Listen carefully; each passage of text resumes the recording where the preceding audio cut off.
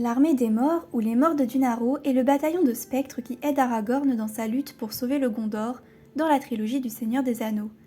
Bien plus qu'une simple légion fantôme, ces êtres surnaturels sont des éléments fascinants des livres de Tolkien et des films de Peter Jackson.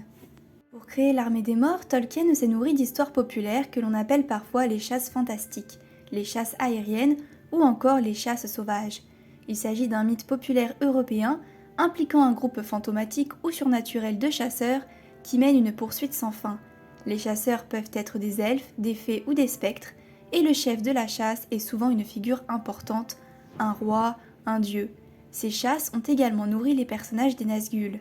Ces histoires de guerriers maudits ne se limitent pas à l'Europe ou à la terre ferme.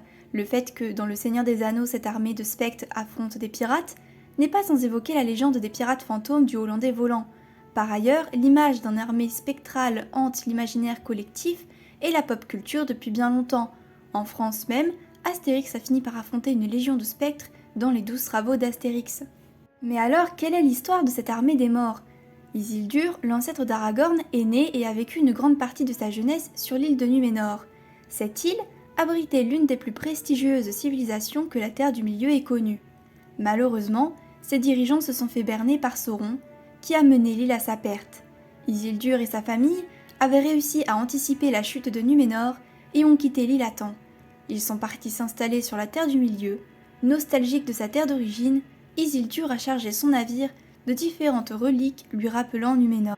Parmi les choses qu'a ramené Isildur se trouve le futur arbre blanc qui va devenir le symbole de son nouveau royaume, le Gondor. Mais le plus étrange objet qu'a ramené le héros est une énorme pierre ronde. On ne sait pas pourquoi Isildur s'est encombré d'un gigantesque sphère de roche. On ne sait pas non plus pourquoi Isildur a fait le choix d'aller la conduire jusqu'au sommet d'une montagne. On sait par contre que même une fois plantée à mi-hauteur dans le sol, elle reste tout de même plus haute qu'un homme. On sait également que c'est lorsqu'Isildur achève d'ériger cette roche étrange qu'un homme qui l'observait s'approche soudain. L'homme est un roi. L'histoire a perdu le nom de ce roi, mais on sait qu'il prêtait serment d'allégeance à Isildur. Depuis lors, même si beaucoup ont publié son origine, la sphère déposée là par Isildur est appelée Pierre d'Érec. Le roi des morts est un ancien disciple de Sauron.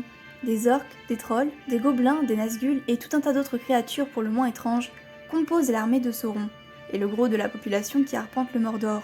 Ces créatures impressionnantes font souvent oublier que de nombreux humains, venus de différents horizons, ont eux aussi prêté allégeance et respecté l'autorité de Sauron. Les humains, fascinés par les dons et la puissance de Sauron, sont même en réalité très nombreux.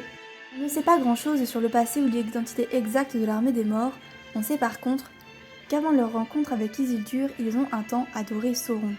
Apparemment, peu de temps après que leur roi prête serment à Isildur, Sauron prend plus d'ampleur. C'est à cette période que commence ce que l'on appelle les années sombres. À nouveau fasciné par Sauron, le roi de la future armée redevient un fidèle de Sauron. On ne sait pas si Sauron les effraie ou s'il le respectait sciemment. Cependant, quand le moment vint et qu'Isildur demanda de se joindre à son armée lors de la guerre de la dernière alliance entre les peuples libres de la Terre du Milieu, le roi brisa son serment à Isildur et refusa de l'aider à affronter Sauron. Lorsque le roi et les soldats qui constituent l'armée des morts brisent leur serment et refusent d'aider Isildur, ce dernier les maudit. Isildur, dans un étrange moment de clairvoyance, sait que la guerre contre Sauron ne pourra pas s'achever avec la bataille qu'il s'apprête à mener. Et il prévient ainsi à celui qui l'a trahi. Cette malédiction, je le pose sur toi et ton peuple, ne reposant jamais jusqu'à ce que ton serment soit accompli. Car cette guerre durera à travers des années incalculables et vous serez à nouveau convoqués avant la fin. Réalisant leur erreur, le roi et son armée fuient la colère d'Isildur et ils n'osent pas non plus partir en guerre pour Sauron. Ils décident alors de se cacher et de disparaître. Ils trouvent une grotte secrète dans les montagnes et n'ont dès lors plus aucun contact avec les autres hommes. Ils commencent lentement à décliner et meurent cachés et honteux sous la montagne. La malédiction d'Isildur réussit. Après leur mort, le roi et son armée maudite ne laissent derrière eux que leurs fantômes. Un jour, le deuxième roi du Rohan, Brégo, et son fils Aldor, qui explorent les montagnes blanches, trouvent par hasard l'entrée de la cachette des spectres. Au moment même où ils s'apprêtent à entrer, surgit un homme blafard et cadavérique, qui les arrête en les prévenant. Le chemin est fermé. Il a été fait par ceux qui sont morts, et les morts la gardent, jusqu'à ce que le temps vienne. Le chemin est fermé. Aldor demande quand ce temps viendra, mais à ce moment-là, l'homme tombe sur son visage et meurt. Plus tard, Aldor, hanté par cette étrange malédiction, décide tout de même de parcourir le chemin des morts et n'en revient jamais. La rumeur de la malédiction des morts sans repos se répand alors et personne n'ose aller les déranger. Alors que l'armée des morts hante désormais le passage dans les montagnes blanches, tout le monde les pense coincés à jamais. C'est finalement un homme étrange qui va révéler au monde leur destin. Les vrais et puissants magiciens comme Gandalf du monde de Tolkien ne sont pas en réalité plus que 5. Par contre, de nombreux personnages de cet univers ont connaissance partielle des arts magiques et occultes. Certains sont même dotés de pouvoirs bien précis et spécifiques, et il existe donc dans cet univers des voyants et des oracles.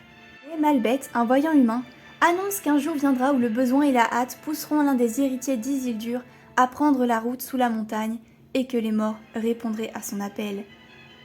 Mais Malbet, aussi puissant qu'il puisse être, n'arrive pas à savoir qui est cet héritier. C'est d'ailleurs l'imprécision de la plupart de ces prophéties qui crée des quiproquos aux graves répercussions parmi lesquelles la crise de succession du royaume du Gondor. Cette crise grave est toujours en cours au début de la trilogie, avec des intendants qui gèrent le royaume et l'héritier Aragorn qui mène une vie d'exil loin du trône. Dans son travail d'adaptation, Peter Jackson s'est permis à plusieurs reprises de modifier le lore du Seigneur des Anneaux. L'idée était avant tout de simplifier le récit en se focalisant sur les personnages principaux et de favoriser les éléments qui permettaient de créer une œuvre visuellement forte et marquante. Si le résultat est on ne peut plus réussi, il est évident par contre que certaines scènes et certains personnages ont été sacrifiés dans le processus. Dans le film, l'armée des morts est un élément visuel fort. Elle est une sorte de nuée dont émane une brume d'un vert lumineux. Suivre cette troupe de spectres à l'écran est donc simple et permet de raconter efficacement l'histoire par l'image. Dans les livres, l'armée des morts est libérée par Aragorn après qu'ils aient vaincu les corsaires pirates qu'ils s'apprêtent à joindre à l'armée de Sauron. Puis Aragorn, aidé d'une troupe nommée la Compagnie Grise, partait sauver le Gondor. Dans les films, la Compagnie Grise a disparu et ce sont les morts qui mènent le combat. Comme on vient de le voir, l'armée des morts a un rôle plus important dans les films que dans les livres. Résultat, les spectres ont fait disparaître plusieurs personnages de l'histoire, parmi lesquels l'un des meilleurs amis d'Aragorn, Albarad et surtout les deux frères de l'elfe Arwen. Elédan et Elorir sont des jumeaux et surtout deux excellents guerriers elfes qui se joignent régulièrement à la bataille du Seigneur des Anneaux. Tolkien décrit donc Aragorn accompagné par le nain Gimli, l'elfe Legolas, qui empruntent la voie des morts pour invoquer l'armée des revenants, mais ils ne sont pas seuls. Albarad, un Dunedain, ainsi que Elédan et Elorir les accompagnent avec une trentaine d'hommes de l'Ouest. Ensemble, ils forment ainsi la Compagnie Grise. Ce groupe arrive finalement devant la fameuse pierre d'Érec plantée là par Isildur et devant laquelle le roi des morts avait prêté allégeance à l'ancêtre d'Aragorn. C'est là qu'Aragorn invoque l'armée des morts. Il demande aux fantômes d'enfin respecter leur serment. En échange, leur malédiction prendra fin. L'armée des morts les aide alors à vaincre les pirates à la solde de Sauron. Comme ils ont enfin accompli leur serment, Aragorn accorde aux morts leur liberté. Le roi des morts s'avance, brise et jette sa lance, s'incline devant Aragorn et disparaît ainsi avec son peuple. Je considère votre serment accompli. Allez, soyez en paix.